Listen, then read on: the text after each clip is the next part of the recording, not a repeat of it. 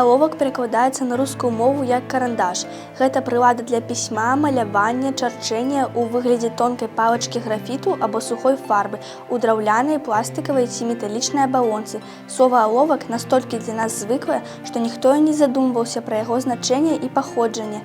А між тым гэта слова з'явілася ў нашай мове некалькі стагоддзяў таму. Само слова прыйшло з тюркскага. У беларускую мову яно ўвайшло, захаваўшы першапачатковае значэнне, звязанае з матэрыяламі, хаця сучасныя алоўкі робяць з графіту.